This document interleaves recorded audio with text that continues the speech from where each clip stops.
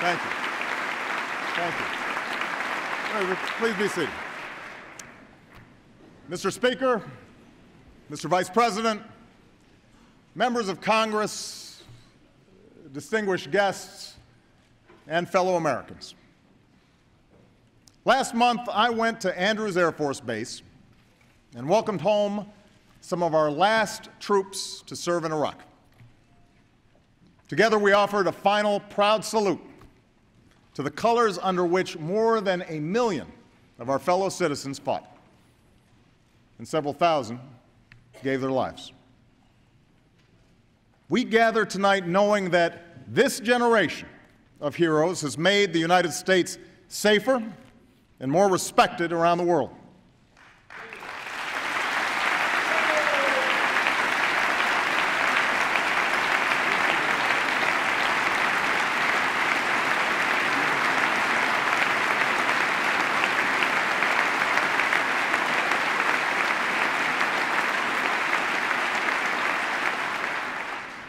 For the first time in 9 years, there are no Americans fighting in Iraq.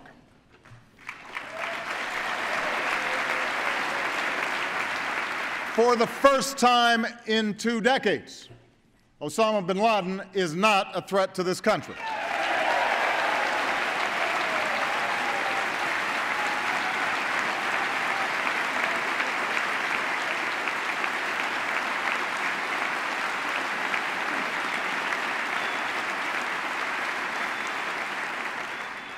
Most of al-Qaeda's top lieutenants have been defeated. The Taliban's momentum has been broken, and some troops in Afghanistan have begun to come home. These achievements are a testament to the courage, selflessness, and teamwork of America's armed forces. At a time when too many of our institutions have let us down, they exceed all expectations.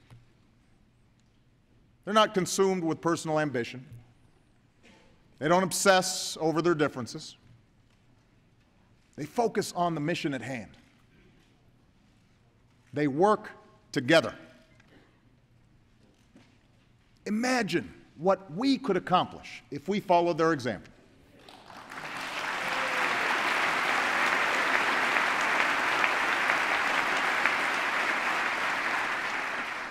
Think about the America within our reach, a country that leads the world in educating its people, an America that attracts a new generation of high-tech manufacturing and high-paying jobs, a future where we're in control of our own energy, and our security and prosperity aren't so tied to unstable parts of the world, an economy built to last, where hard work pays off and responsibility is rewarded.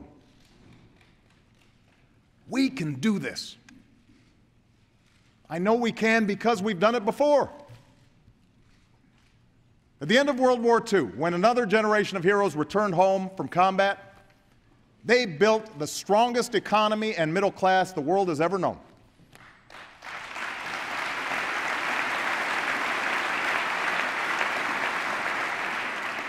My grandfather, a veteran of Patton's Army, got the chance to go to college on the GI Bill.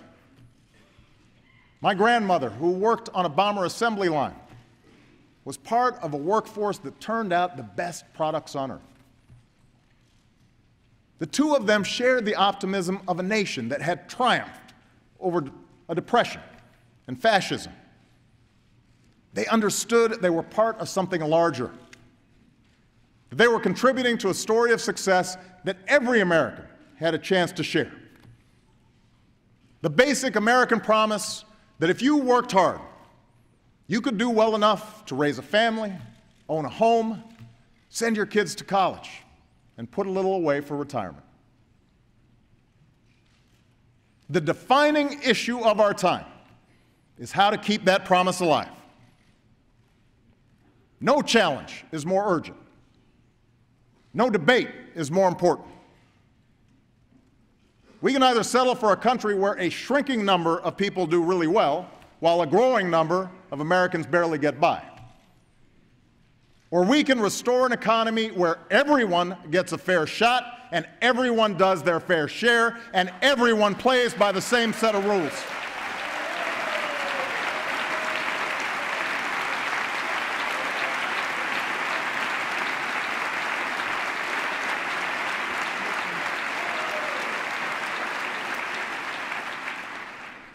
What's at stake aren't democratic values or Republican values, but American values. And we have to reclaim them. Let's remember how we got here. Long before the recession, jobs and manufacturing began leaving our shores. Technology made businesses more efficient, but also made some jobs obsolete. Folks at the top saw their incomes rise like never before. But most hardworking Americans struggled with costs that were growing, paychecks that weren't, and personal debt that kept piling up. In 2008, the house of cards collapsed. We learned that mortgages had been sold to people who couldn't afford or understand them. Banks had made huge bets and bonuses with other people's money. Regulators had looked the other way or didn't have the authority to stop the bad behavior. It was wrong. It was irresponsible. And it plunged our economy into a crisis that put millions out of work, saddled us with more debt, and left innocent, hardworking Americans holding the bag. In the 6 months before I took office, we lost nearly 4 million jobs. And we lost another 4 million before our policies were in full effect. Those are the facts. But so are these. In the last 22 months, businesses have created more than 3 million jobs.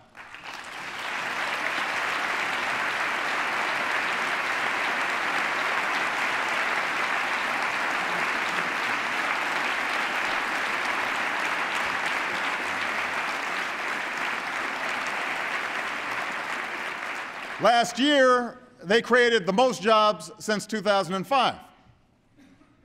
American manufacturers are hiring again, creating jobs for the first time since the late 1990s. Together, we've agreed to cut the deficit by more than $2 trillion.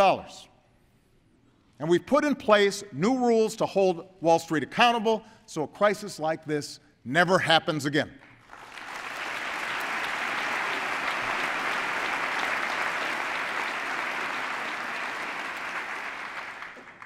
The state of our union is getting stronger, and we've come too far to turn back now. As long as I'm president, I will work with anyone in this chamber to build on this momentum. But I intend to fight obstruction with action, and I will oppose any effort to return to the very same policies that brought on this economic crisis in the first place.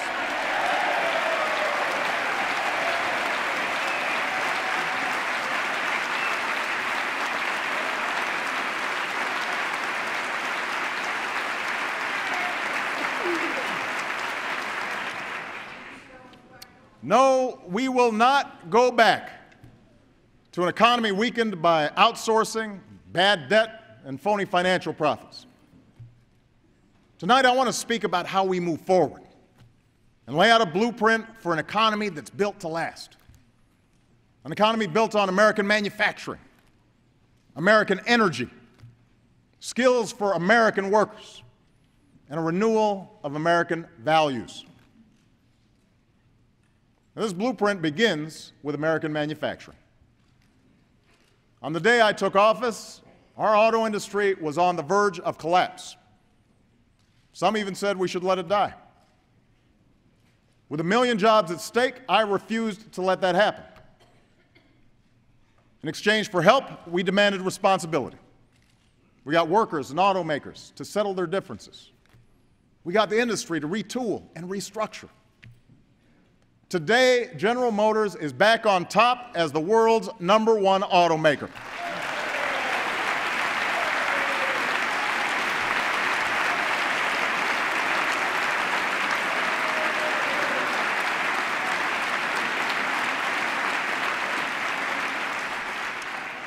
Chrysler has grown faster in the U.S. than any major car company. Ford is investing billions in U.S. plants and factories. And together, the entire industry added nearly 160,000 jobs. We bet on American workers. We bet on American ingenuity. And tonight, the American auto industry is back.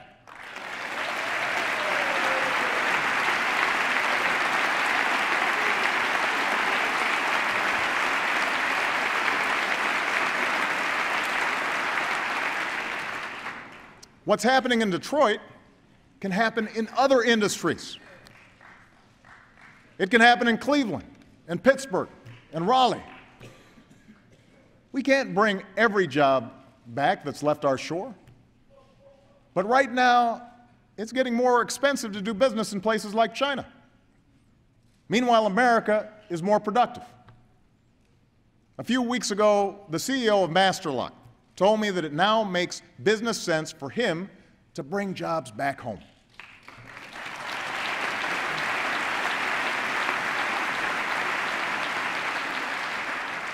Today, for the first time in 15 years, Master Lock's unionized plant in Milwaukee is running at full capacity.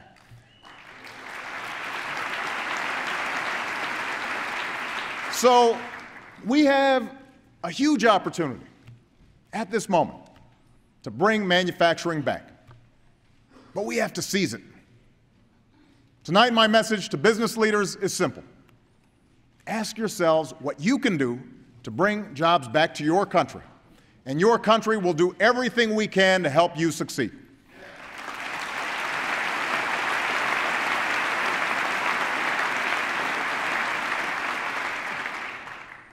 We should start with our tax code. Right now, companies get tax breaks for moving jobs and profits overseas. Meanwhile, companies that choose to stay in America get hit with one of the highest tax rates in the world. It makes no sense, and everyone knows it. So let's change it. First, if you're a business that wants to outsource jobs, you shouldn't get a tax deduction for doing it.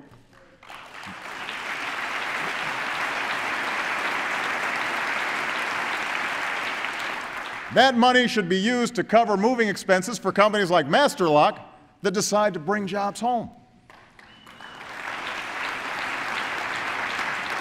Second, no American company should be able to avoid paying its fair share of taxes by moving jobs and profits overseas.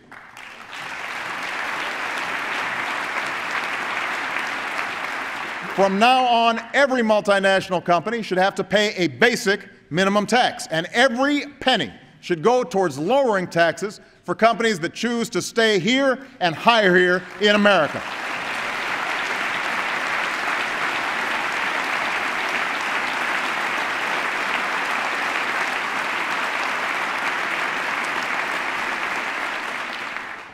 Third, if you're an American manufacturer, you should get a bigger tax cut.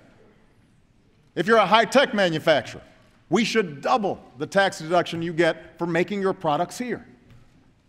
And if you want to relocate in a community that was hit hard when a factory left town, you should get help financing a new plant, equipment, or training for new workers. So my message is simple. It is time to stop rewarding businesses that ship jobs overseas and start rewarding companies that create jobs right here in America. Send me these tax reforms, and I will sign them right away.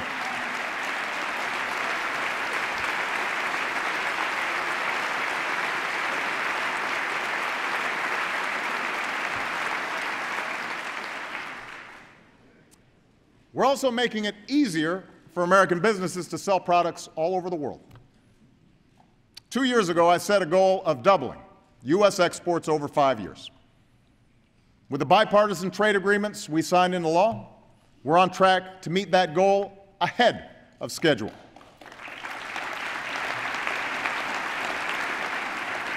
Soon there will be millions of new customers for American goods in Panama, Colombia, and South Korea. Soon there will be new cars on the streets of Seoul imported from Detroit and Toledo and Chicago.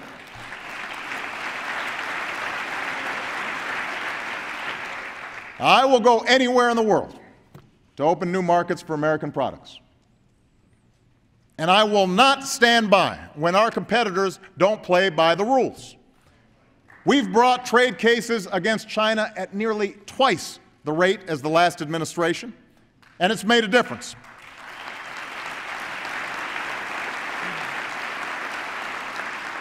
Over 1,000 Americans are working today because we stopped a surge in Chinese tires. But we need to do more. It's not right when another country lets our movies, music, and software be pirated. It's not fair when foreign manufacturers have a leg up on ours only because they're heavily subsidized.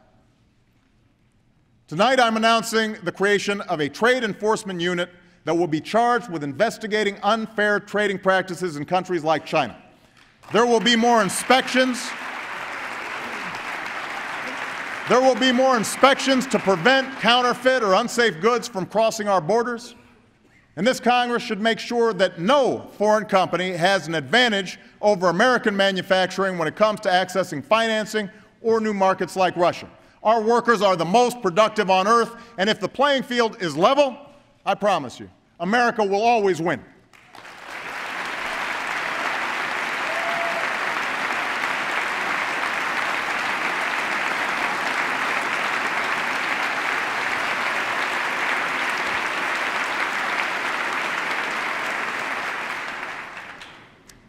I also hear from many business leaders who want to hire in the United States, but can't find workers with the right skills.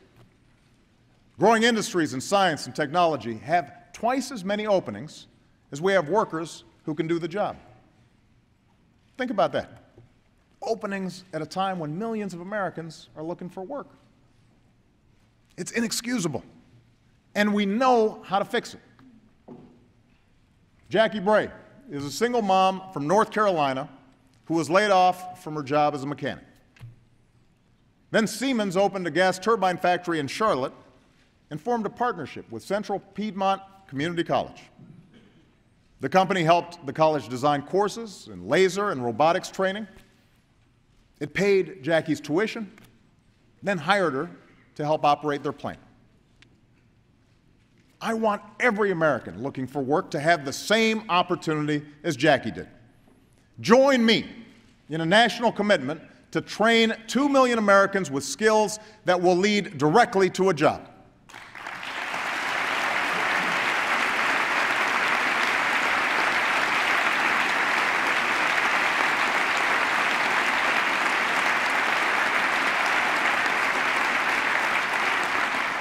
My administration has already lined up more companies that want to help.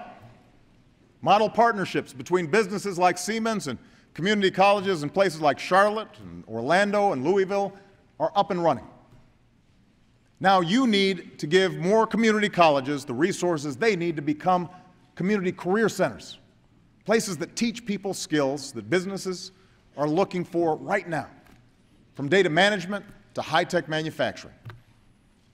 And I want to cut through the maze of confusing training programs so that from now on, people like Jackie have one program, one website, and one place to go for all the information and help that they need. It is time to turn our unemployment system into a re-employment system that puts people to work.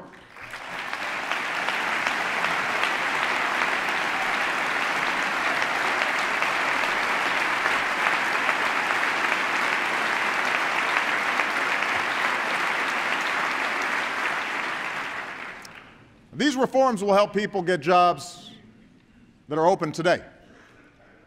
But to prepare for the jobs of tomorrow, our commitment to skills and education has to start earlier. For less than 1% of what our nation spends on education each year, we've convinced nearly every state in the country to raise their standards for teaching and learning. The first time that's happened in a generation. But challenges remain, and we know how to solve them. At a time when other countries are doubling down on education, tight budgets have forced states to lay off thousands of teachers. We know a good teacher can increase the lifetime income of a classroom by over $250,000. A great teacher can offer an escape from poverty to the child who dreams beyond his circumstance. Every person in this chamber can point to a teacher who changed the trajectory of their lives. Most teachers work tirelessly with modest pay, sometimes digging into their own pocket for school supplies just to make a difference. Teachers matter. So instead of bashing them or defending the status quo, let's offer schools a deal. Give them the resources to keep good teachers on the job and reward the best ones. And in return, grant schools flexibility to teach with creativity and passion, to stop teaching to the test, and to replace teachers who just aren't helping kids learn. That's a bargain worth making.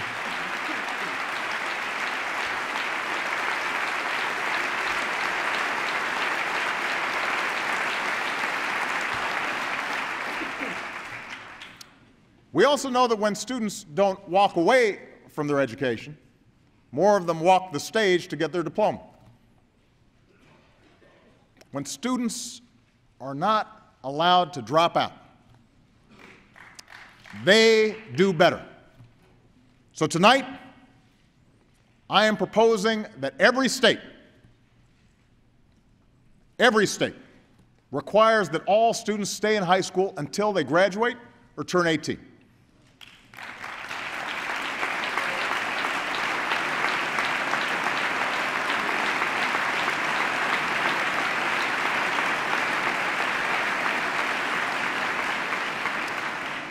When kids do graduate, the most daunting challenge can be the cost of college. At a time when Americans owe more in tuition debt than credit card debt, this Congress needs to stop the interest rates on student loans from doubling in July.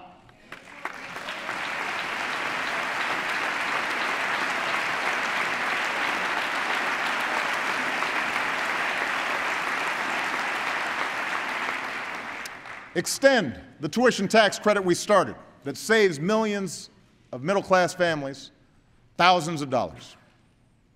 And give more young people the chance to earn their way through college by doubling the number of work-study jobs in the next 5 years.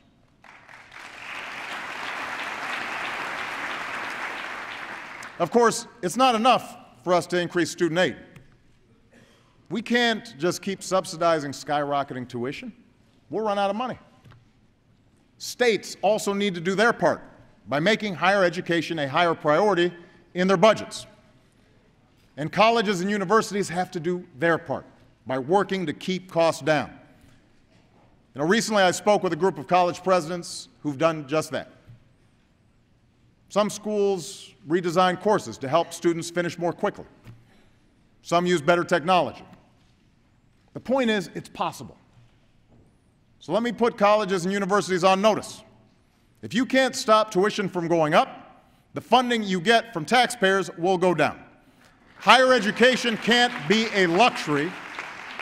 It is an economic imperative that every family in America should be able to afford. Now, let's also remember that hundreds of thousands of talented, hardworking students in this country face another challenge: the fact that they aren't yet American citizens. Many were brought here as small children, are American through and through, yet they live every day with the threat of deportation. Others came more recently to study business and science and engineering. But as soon as they get their degree, we send them home to invent new products and create new jobs somewhere else.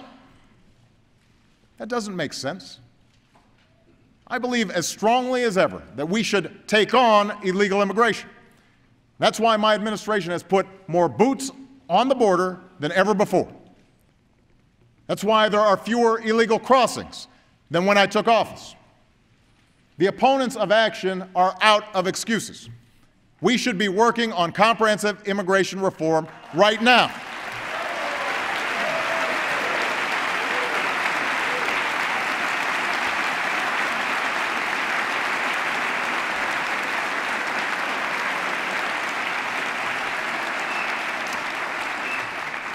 But if election year politics keeps Congress from acting on a comprehensive plan, Let's at least agree to stop expelling responsible young people who want to staff our labs, start new businesses, defend this country. Send me a law that gives them the chance to earn their citizenship. I will sign it right away.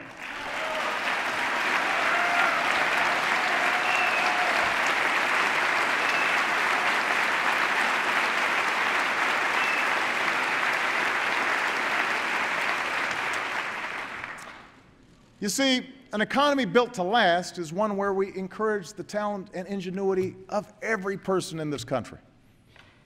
That means women should earn equal pay for equal work.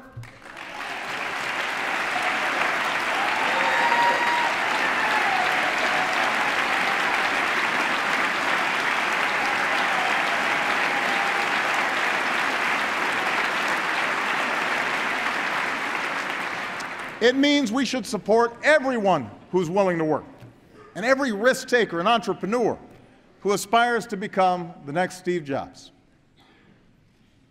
After all, innovation is what America has always been about. Most new jobs are created in startups and small businesses. So let's pass an agenda that helps them succeed. Tear down regulations that prevent aspiring entrepreneurs from getting the financing to grow. Expand tax relief to small businesses that are raising wages and creating good jobs. Both parties agree on these ideas. So put them in a bill and get it on my desk this year.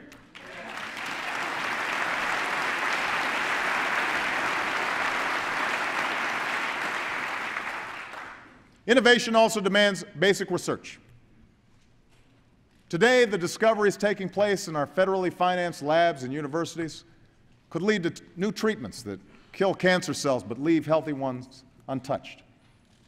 New lightweight vests for cops and soldiers that can stop any bullet. Don't gut these investments in our budget. Don't let other countries win the race for the future. Support the same kind of research and innovation that led to the computer chip and the internet, to new American jobs and new American industries. And nowhere is the promise of innovation greater than in American-made energy. Over the last 3 years, we've opened millions of new acres for oil and gas exploration. And tonight I'm directing my administration to open more than 75% of our potential offshore oil and gas resources.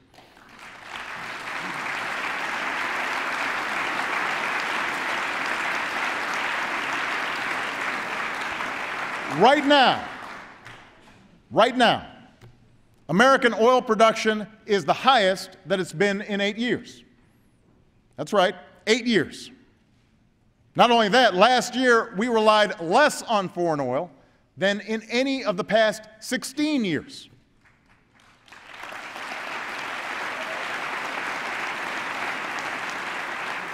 But with only 2% of the world's oil reserves, oil isn't enough. This country needs an all-out, all-of-the-above strategy that develops every available source of American energy.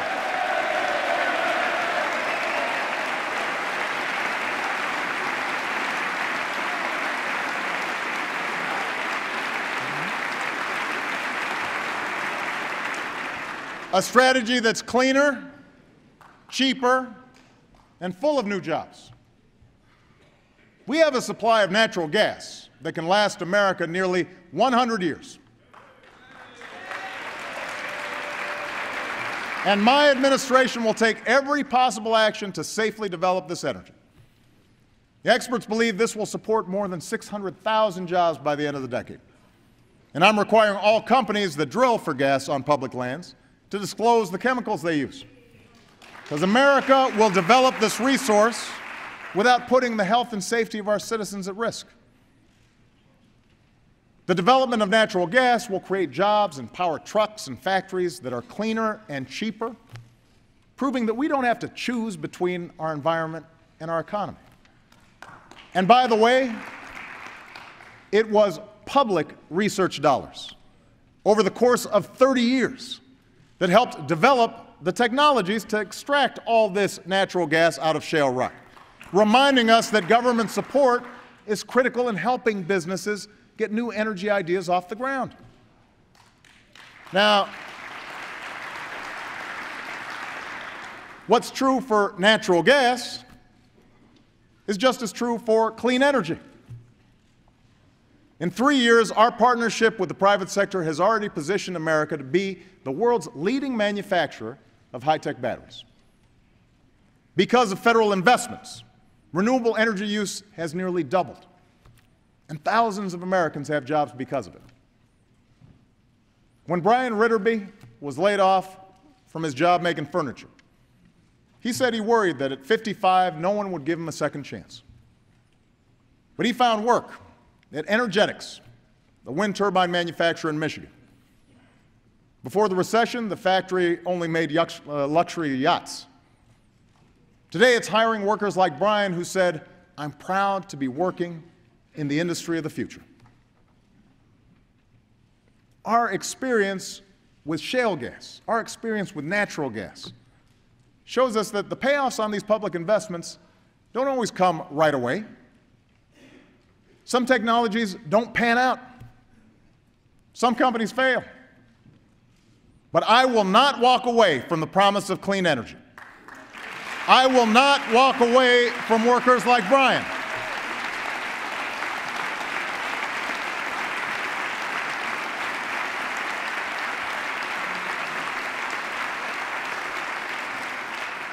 I will not cede the wind or solar or battery industry to China or Germany because we refuse to make the same commitment here. We've subsidized oil companies for a century. That's long enough. It's time to end the taxpayer giveaways to an industry that rarely has been more profitable and double down on a clean energy industry that never has been more promising. Pass clean energy tax credits. Create these jobs.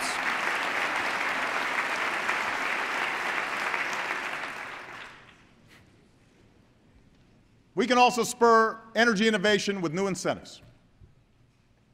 The differences in this chamber may be too deep right now to pass a comprehensive plan to fight climate change.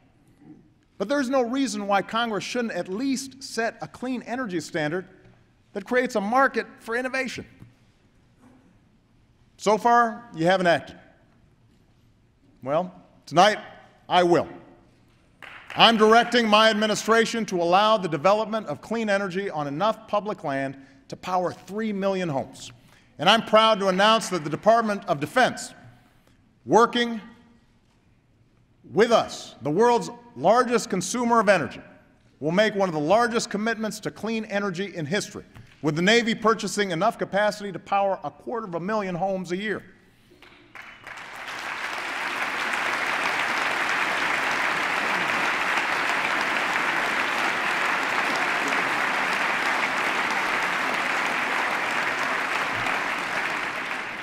Of course, the easiest way to save money is to waste less energy. So here's a proposal. Help manufacturers eliminate energy waste in their factories and give businesses incentives to upgrade their buildings. Their energy bills will be $100 billion lower over the next decade, and America will have less pollution, more manufacturing, more jobs for construction workers who need them. Send me a bill that creates these jobs.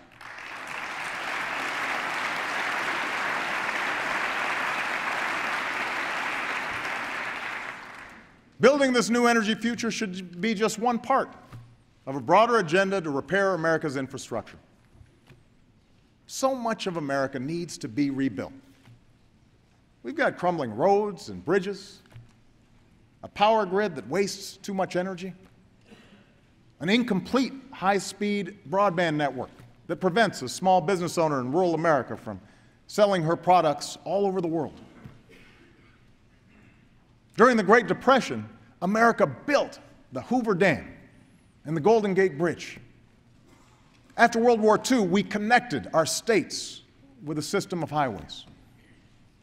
Democratic and Republican administrations invested in great projects that benefited everybody, from the workers who built them to the businesses that still use them today. In the next few weeks, I will sign an executive order clearing away the red tape that slows down too many construction projects. But you need to fund these projects. Take the money we're no longer spending at war, use half of it to pay down our debt, and use the rest to do some nation building right here at home.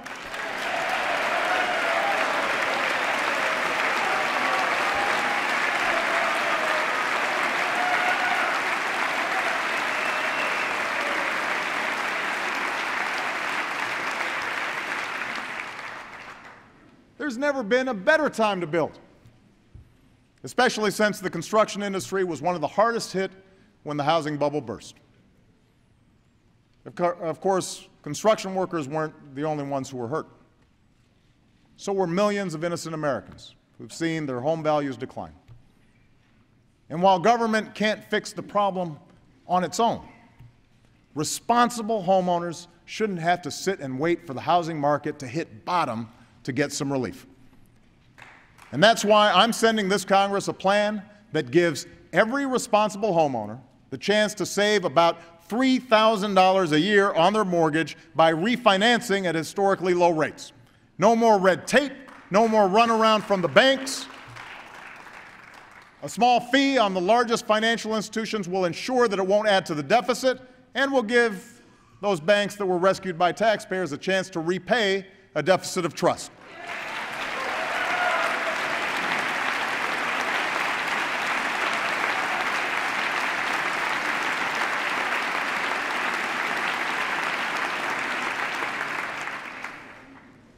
Let's never forget, millions of Americans who work hard and play by the rules every day deserve a government and a financial system that do the same. It's time to apply the same rules from top to bottom. No bailouts, no handouts, and no cop-outs. An America built to last insists on responsibility from everybody. We've all paid the price for lenders who sold mortgages to people who couldn't afford them, and buyers who knew they couldn't afford them. That's why we need smart regulations to prevent irresponsible behavior.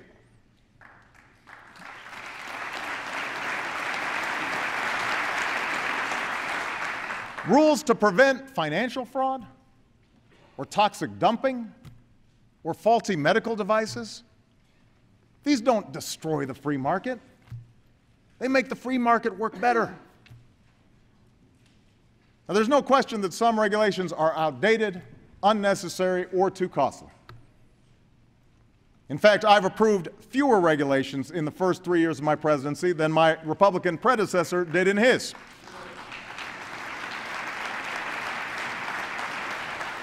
I've ordered every federal agency to eliminate rules that don't make sense.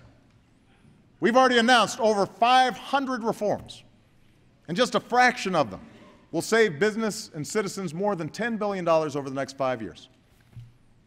We got rid of one rule from 40 years ago that could have forced some dairy farmers to spend $10,000 a year proving that they could contain a spill because milk was somehow classified as an oil. With a rule like that, I guess it was worth crying over spilled milk.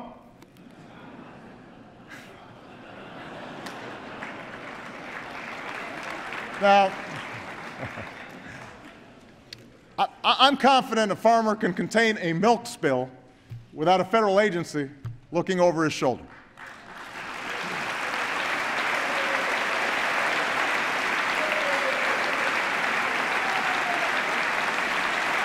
Absolutely.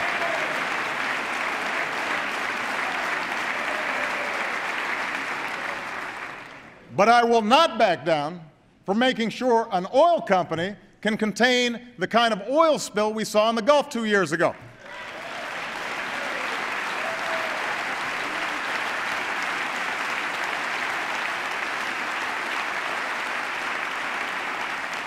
I will not back down from protecting our kids from mercury poisoning or making sure that our food is safe and our water is clean. I will not go back to the days when health insurance companies had unchecked power to cancel your policy, deny your coverage, or charge women differently than men.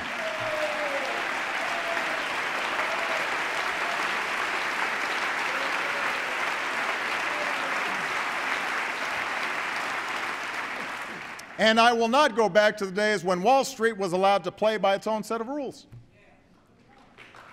The new rules we passed restore what should be any financial system's core purpose: getting funding to entrepreneurs with the best ideas and getting loans to responsible families who want to buy a home or start a business or send their kids to college. So, if you are a big bank or financial institution, you're no longer allowed to make risky bets with your customers' deposits. You're required to write out a living will that details exactly how you'll pay the bills if you fail, because the rest of us are not bailing you out ever again.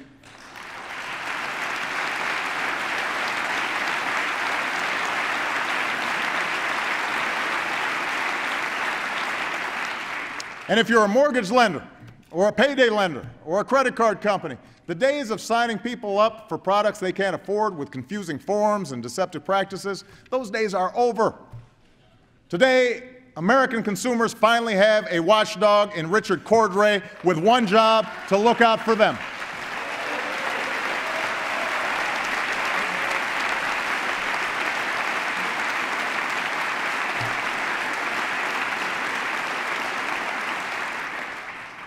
We'll also establish a financial crimes unit of highly trained investigators to crack down on large-scale fraud and protect people's investments. Some financial firms violate major anti-fraud laws because there's no real penalty for being a repeat offender. That's bad for consumers, and it's bad for the vast majority of bankers and financial service professionals who do the right thing. So pass legislation that makes the penalties for fraud count. And tonight I'm asking my Attorney General to create a special unit of federal prosecutors and leading state attorney general to expand our investigations into the abuse of lending and packaging of risky mortgages that led to the housing crisis. This new unit will hold accountable those who broke the law, speed assistance to homeowners, and help turn the page on an era of recklessness that hurts so many Americans. Now, a return to the American values of fair play and shared responsibility will help protect our people and our economy. But it should also guide us as we look to pay down our debt and invest in our future. Right now, our most immediate priority is stopping a tax hike on 160 million working Americans while the recovery is still fragile.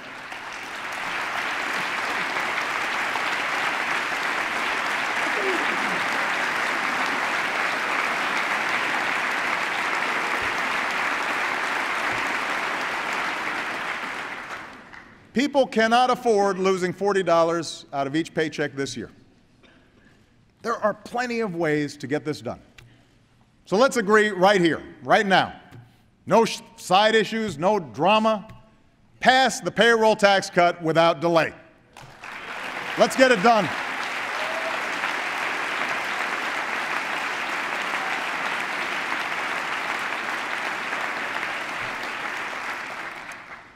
When it comes to the deficit, we've already agreed to more than $2 trillion in cuts and savings.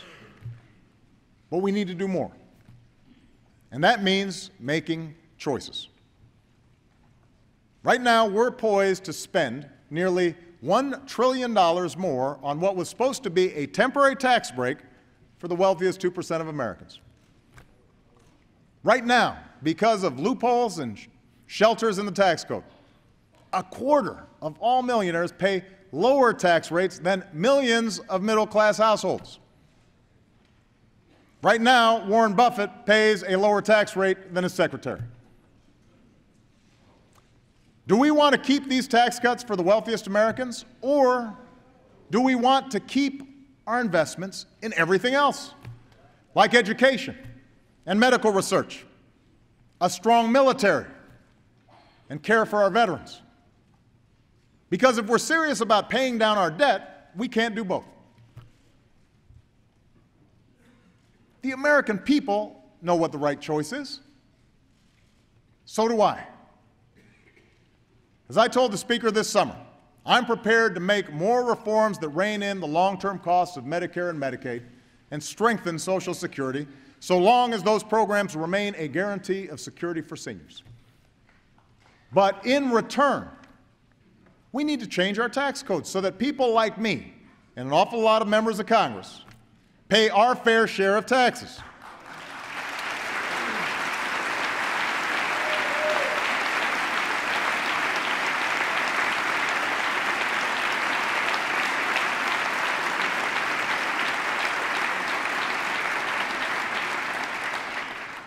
Tax reform should follow the Buffett rule. If you make more than $1 million a year, you should not pay less than 30% in taxes. And my Republican friend Tom Coburn is right. Washington should stop subsidizing millionaires. In fact, if you're earning $1 million a year, you shouldn't get special tax subsidies or deductions. On the other hand, if you make under $250,000 a year, like 98% of American families, your taxes shouldn't go up. You're the ones struggling with rising costs and stagnant wages. You're the ones who need relief. Now, you can call this class warfare all you want, but asking a billionaire to pay at least as much as his secretary in taxes? Most Americans would call that common sense. We don't begrudge financial success in this country. We admire it. When Americans talk about folks like me paying my fair share of taxes, it's not because they envy the rich. It's because they understand that when I get a tax break I don't need and the country can't afford, it either adds to the deficit or somebody else has to make up the difference, like a senior on a fixed income, or a student trying to get through school, or a family trying to make ends meet. That's not right. Americans know that's not right. They know that this generation's success is only possible because past generations felt a responsibility to each other and to the future of their country. And they know our way of life will only endure if we feel that same sense of shared responsibility. That's how we'll reduce our deficit. That's an America built to last.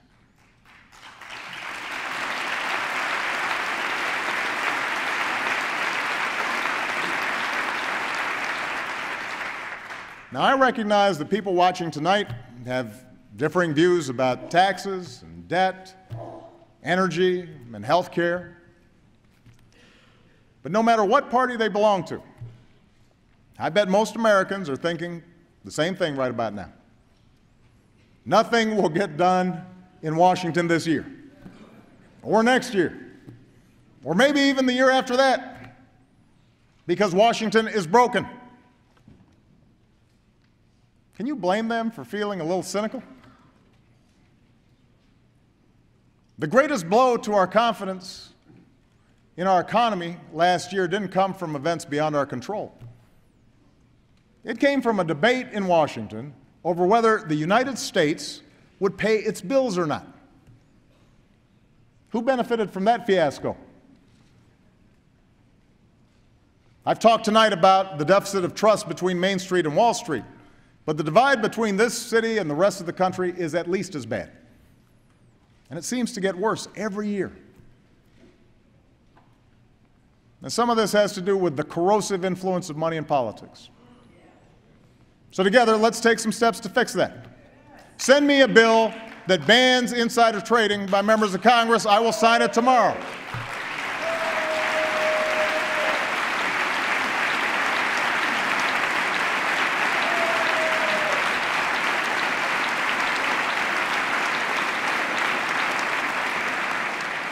Let's limit any elected official from owning stocks in industries they impact. Let's make sure people who bundle campaign contributions for Congress can't lobby Congress, and vice versa. An idea that has bipartisan support, at least outside of Washington. Some of what's broken has to do with the way Congress does its business these days. A simple majority is no longer enough to get anything, even routine business, passed through the Senate. Neither party has been blameless in these tactics. Now, both parties should put an end to it.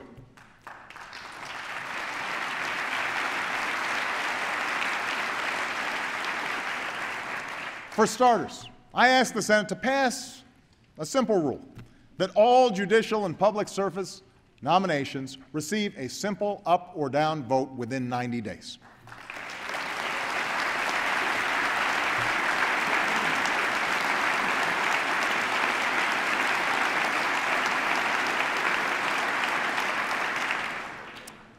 The executive branch also needs to change. Too often it's inefficient, outdated, and remote. That's why I've asked this Congress to grant me the authority to consolidate the federal bureaucracy so that our government is leaner, quicker, and more responsive to the needs of the American people.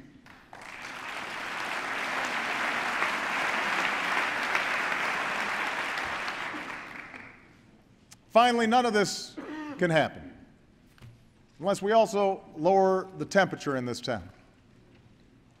We need to end the notion that the two parties must be locked in a perpetual campaign of mutual destruction, that politics is about clinging to rigid ideologies instead of building consensus around common sense ideas.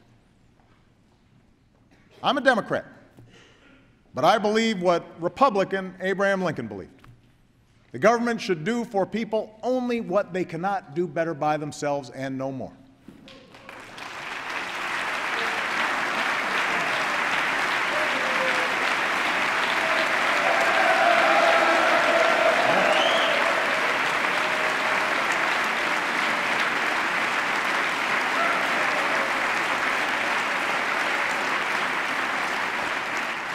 That's why my education reform offers more competition and more control for schools and states. That's why we're getting rid of regulations that don't work. That's why our health care law relies on a reformed private market, not a government program. On the other hand, even my Republican friends who complain the most about government spending have supported federally financed roads and clean energy projects and federal offices for the folks back home. The point is, we should all want a smarter, more effective government.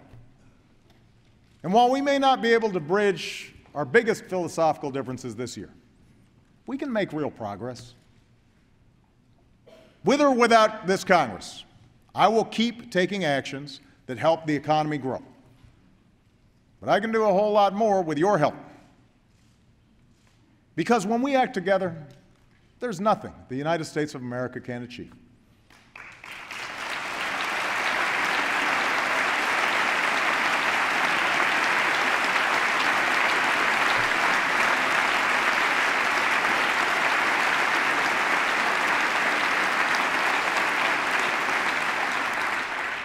That's the lesson we've learned from our actions abroad over the last few years.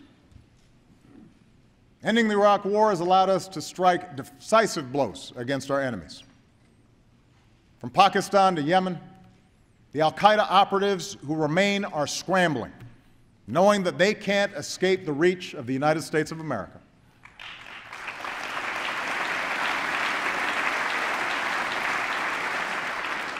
From this position of strength, we've begun to wind down the war in Afghanistan.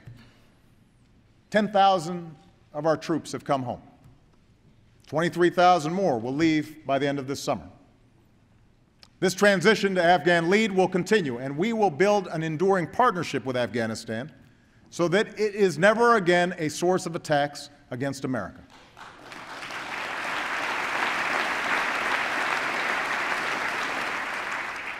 As the tide of war recedes, a wave of change has washed across the Middle East and North Africa, from Tunis to Cairo, from Sana'a to Tripoli. A year ago, Gaddafi was one of the world's longest-serving dictators, a murderer with American blood on his hands. Today, he is gone.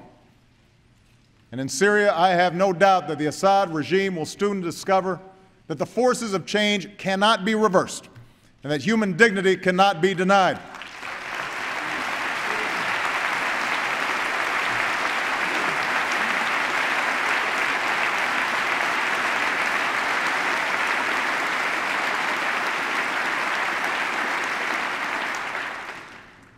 How this incredible transformation will end remains uncertain. But we have a huge stake in the outcome. And while it's ultimately up to the people of the region to decide their fate, we will advocate for those values that have served our own country so well. We will stand against violence and intimidation. We will stand for the rights and dignity of all human beings, men and women, Christians, Muslims, and Jews. We will support policies that lead to strong and stable democracies and open markets, because tyranny is no match for liberty. And we will safeguard America's own security against those who threaten our citizens, our friends, and our interests. Look at Iran. Through the power of our diplomacy, a world that was once divided about how to deal with Iran's nuclear program now stands as one. The regime is more isolated than ever before. Its leaders are faced with crippling sanctions. And as long as they shirk their responsibilities, this pressure will not relent. Let there be no doubt. America is determined to prevent Iran from getting a nuclear weapon, and I will take no options off the table to achieve that goal.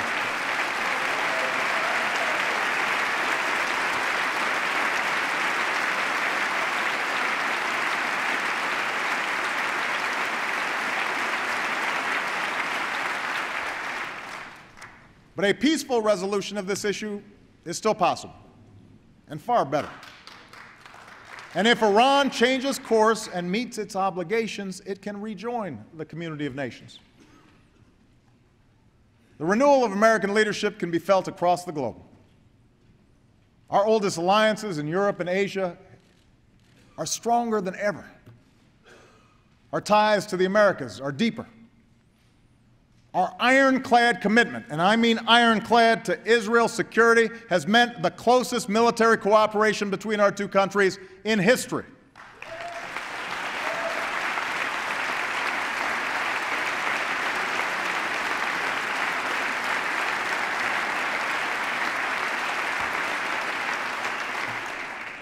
We've made it clear that America is a Pacific power, and a new beginning in Burma has lit a new hope.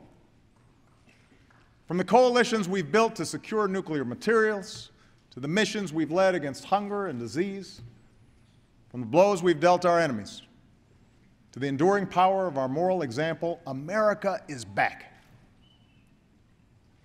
Anyone who tells you otherwise, anyone who tells you that America is in decline or that our influence has waned, doesn't know what they're talking about.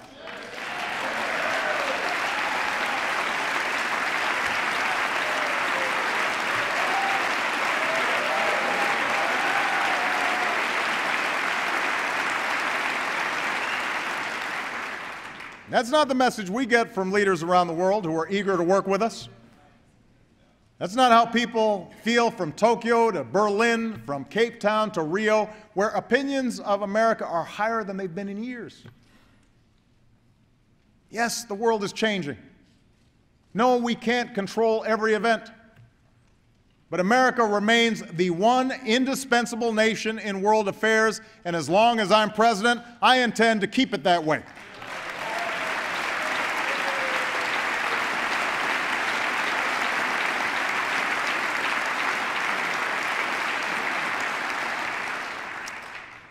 That's why, working with our military leaders, I've proposed a new defense strategy that ensures we maintain the finest military in the world while saving nearly $500 billion in our budget. To stay one step ahead of our adversaries, I've already sent this Congress legislation that will secure our country from the growing dangers of cyber threats.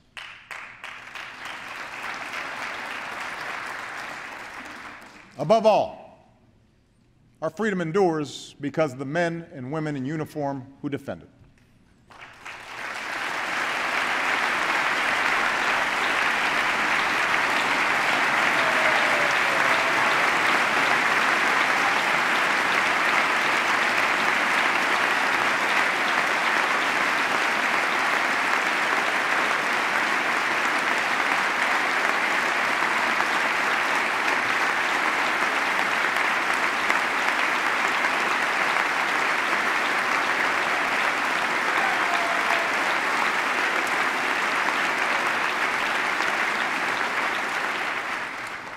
As they come home, we must serve them as well as they've served us.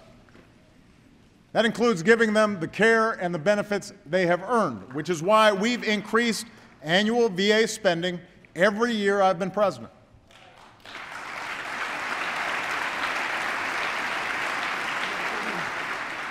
And it means enlisting our veterans in the work of rebuilding our nation. With the bipartisan support of this Congress, we're providing new tax credits to companies that hire vets. Michelle and Jill Biden have worked with American businesses to secure a pledge of 135,000 jobs for veterans and their families. And tonight I'm proposing a Veterans Jobs Corps that will help our communities hire veterans as cops and firefighters so that America is as strong as those who defend her.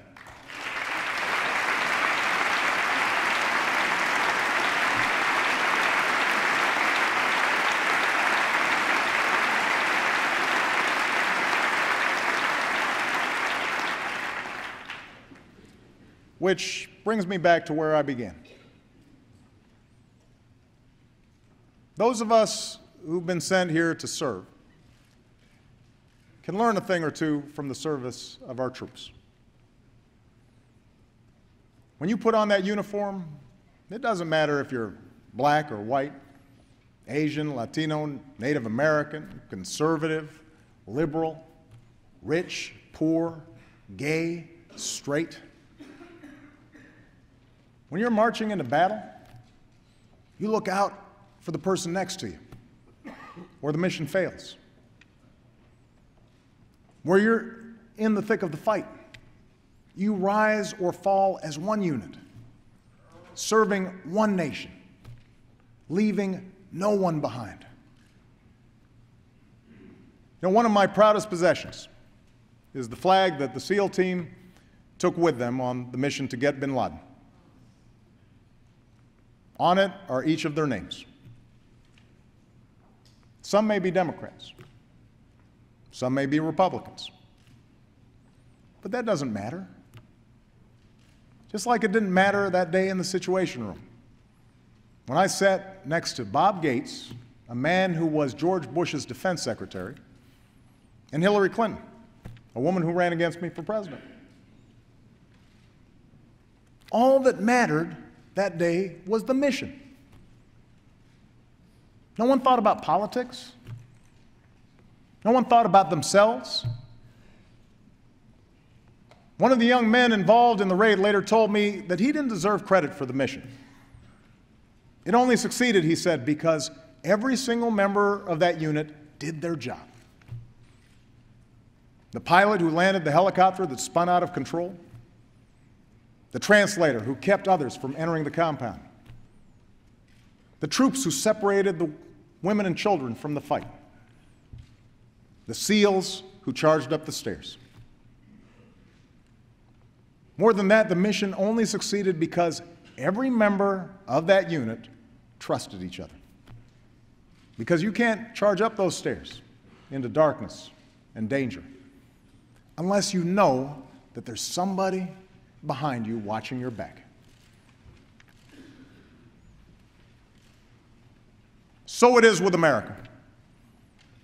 Each time I look at that flag, I'm reminded that our destiny is stitched together like those 50 stars and those 13 stripes. No one built this country on their own.